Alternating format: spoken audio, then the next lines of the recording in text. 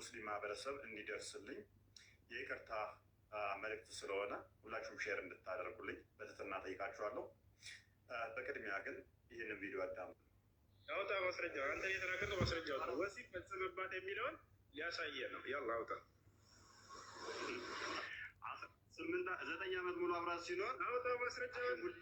የለውም አያችሁ አይደለ?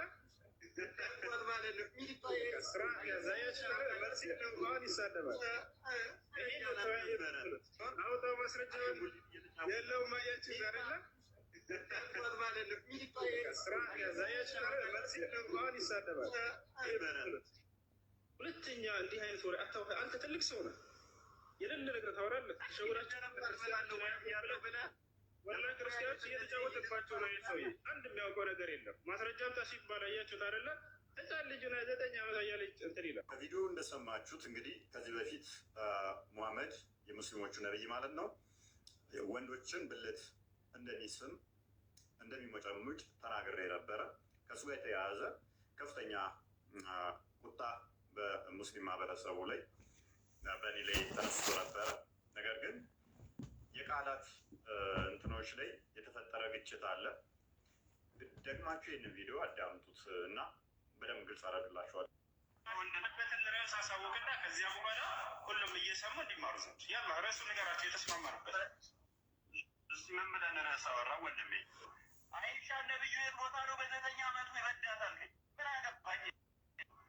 አይሻ ነብዩ የት ቦታ ነው በ9 ዓመቱ ይበዳታል? ምን አገባኝ? ያስገብቶ እንዲጠራርግና ከዛ እንደዚህ ይሄ እንትኑን ማለት ነው። ይሄ ታያችኋል። ይሄ እንትኑን ወንድ ብልት ያደርጋል። ጀላ በገነት የደገና አይዞ የጠባው ስፐርም ቁላ ስፐርም አለ ከመቃብር የሚቀሰቅስ ስፐርሙን ረጭቶ እንደሆነ ነው። የወንድ የዘር ፍሬውን ረጭቶ መቃብር የሚያረስ ማለት ነው። ብልቱ መቆጣጠር ማይችል ጥላው ላይ የሚረጭ ነው። ፊልም ብልት እንደሚጠባ ያደርጋል። ወንድ ላይ ምላስ ይጠባል። ከንፈር ይጠባል ነበር እንዴ? ምንድን ነው ያ? እሱን ብቻ ሳይሆን ያደገውን ማለት ነው የወንድ እሱን ደግሞ ወንዶችን ደግሞ ያስጠባ ነበረ። ያንተ በሚያሳዝን ሁኔታ በገን ያዙትን ታሪክ ታውቃላችሁ አይደለም ማለት ነው። እኛ ተቋቁሮቹ ዙጥ ያደረጉት ነው። በፊት ይጣው ጠልዘው የለቀቁትን። ለዛ ነው እኮ ስፐርሙን መቆጣጠር ማይችለው በልብሱ ላይ ሁሌ የሚረጨው።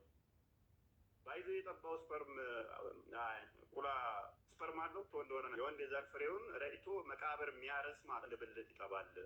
በየሰው ቤት ሴት የሚናገረው እና ቀጣይ ደግሞ ሰሞኑን ከዚህ የበለጠ ልታብዱ ትችላላችሁ ማለት ነው። ለዛ ከሆነ የሚመኘው ለምንድን ነው?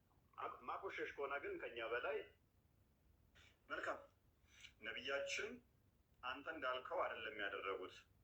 የወንድ ልጅ ብልት ሞጨሞጩ ሳይሆን የሚለው ሳመ ነው የሚለው ብሎናል። ስህተትን አምኖ ይቅርታ መጠየቅ ታላቅነት ነው እና ይቅርታ ማለት ፈልጋለሁኝ። ብዙ አንብቤ ያለው እና አብዛኞቹ አዎ ሳመ ነው የሚሉት። እዚህኛው ላይ ይቅርታ መጠየቅ እፈልጋለሁኝ። ሳመ እንጂ ሞጨ የሚለው 2 ቦታ ላይ ነው ያለው። እሱ የኔ ስህተት ሳይሆን የትርጉም ስህተት ነው። በኢጅማው መሰረት በብዙሃኑ ስምምነት መሰረት አብዛኞቹ ሙፈሲሮች ሳመ በሚለው ስለሆነ የተስማሙት በሱ ተስማምቻለሁ። ከሳመ በኋላ ብልቱን እንደሚጎትትም የሚናገር አለ። በእጁ ይጎትት በአፉ ይጎትት ስላላወቅኩ ነው እኔ ጠባ ብዬ ወይንም ደግሞ ሳመ ምናምን የሚሉ እንትኖች ሞጨሞጨ የሚሉትን ቃላት የተጠቀምኩት ከዛ አንጻር ነው። ብልቱን ይስባል የሚለው በእጁ ከሆነ ሜቢ እናንተ ባላችሁት ተስማምቻለሁ ማለት ነው። ነገር ግን ብልት ይስብ ነበር የሚለው በአፉ ከሆነ ደግሞ ጠባ የሚለው ያስሄዳል። ነገር ግን በብዙሃኑ መሰረት ደግሜ ይቅርታ መጠይቃችሁ ሳመ በሚለው ተስማምቻለሁኝ።